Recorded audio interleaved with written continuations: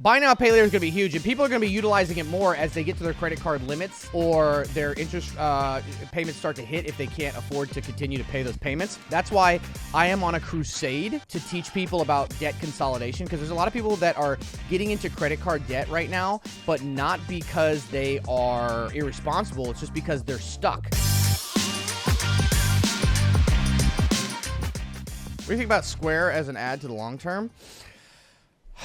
Square is more innovative right now than PayPal, but my concern with some of these old peer-to-peer systems is that with the rise of buy now, pay later, with the rise of so much credit issues right now, and with the platforms like X, if they actually get a peer-to-peer payment, it feels like, I don't know, man. I mean, who does Square own Clover or Block, whatever you want to call it? Like I think I would pick Block over PayPal right now. For sure. At least right now. Not from a value standpoint, but just simply because they're at least keeping up with it. But that's a tough one. They don't own Clover. So Affirm is probably better. That depends, because we're also seeing Affirm is doing buy now, pay later, but all the other ones are doing buy now, pay later. I mean, even PayPal's finally adding it. Affirm did just sign that big deal a couple months ago with Walmart to go to 35,000 self-checkouts, but we're also seeing stores start to get rid of self-checkouts, and I posted that article yesterday about how self-checkouts are fucking up these businesses. But buy now, pay later is getting a lot of things, because we're seeing credit card usage going through the fucking roof. I mean, just in one quarter, we saw U.S. credit card debt go from 1.09 trillion to 1.3 trillion. $300 billion added in credit card debt in one quarter. Credit card balances alone are at $3 trillion right now. And that's why when we broke down Visa a couple weeks ago, we were pleasantly surprised, because remember, Visa doesn't have to worry about the debt. Visa just collects a transaction fee every time. And so the thing is that you got to look at this right now. So for example, just go down the rabbit hole. You go buy now, pay later. I mean, I think it was what? We had 700 million, or was it? No, it was seven. How much was it? 700 million or 900 million that was used on buy now, pay later during holiday seasons. Buy now, pay later sales 2023. Buy now, pay later volumes are forecast to hit 71.9 billion for 2023. I don't know where they got on that, actually. You're like Rain Man? No, I'm not. Here's another stat. Don't ask me why I remember all this. Do you know that 40% of all buy now, pay later transactions are done for food, groceries, and household goods? So buy now, pay later is going to be huge, and people are going to be utilizing it more as they get to their credit card limits or their interest payments start to hit if they can't afford to continue to pay those payments.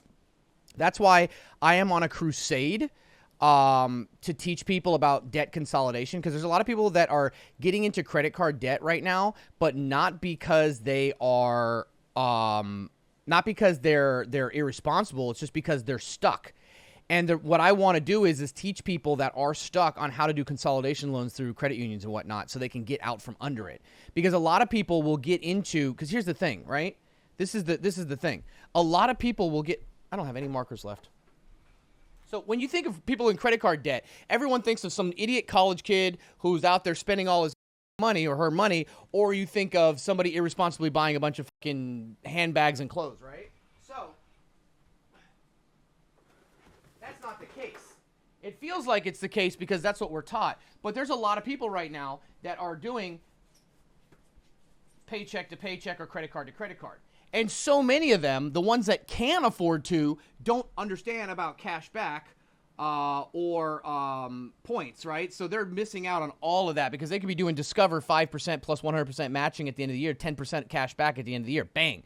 But the people that are getting behind, they have one credit card, and let's say they have 22% APR, right? And they have another credit card that's 19% APR. And they got another credit card that's, let's say 19% APR, right? And what they're doing is, because times are tough right now, is they're buying something, and then they're basically paying off this credit card just in time. And that's when I told everybody the three most important things you can do if you're in credit card debt right now and you're not being irresponsible. Number one, understand payments, right? And that's where we do the whole thing where you have your current balance, statement balance, minimum due. Statement balance is what you need to pay before the due date. That's what you got to worry about, right? There are people out there that don't know that, and they're paying off the total balance because they think that's what they're going to get hit with. And what that does is that drains their bank account, and then they have to go onto another credit card to make the next payment because they overpaid this credit card.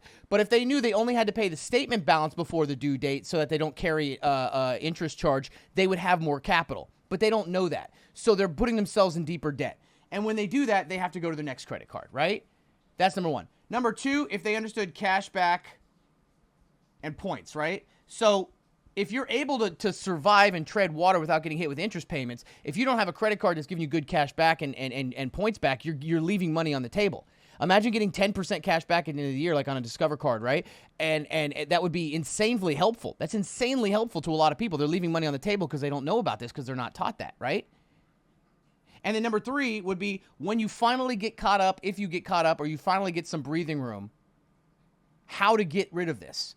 Because you can get a consolidation loan, right?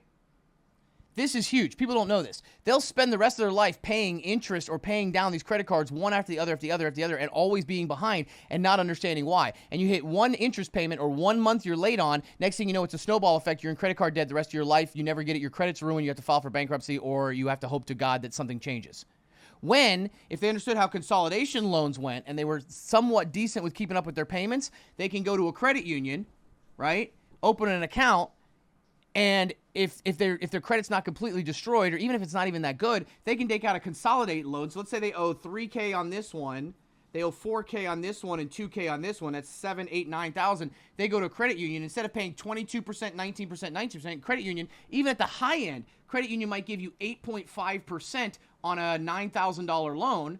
You then take that $9,000, pay these off to zero, blank them out, and now you have one loan with 1/3 to 1/2 the interest rate. And you've already saved yourself an ungodly amount of stress. And even if you miss one payment, instead of it snowballing at 22% APR, you're getting hit at 8.5%, which is much more manageable and survivable than at 22%.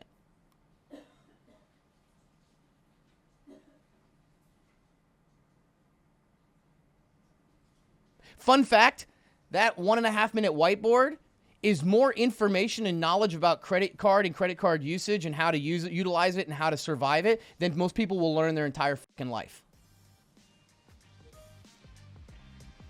But people don't understand.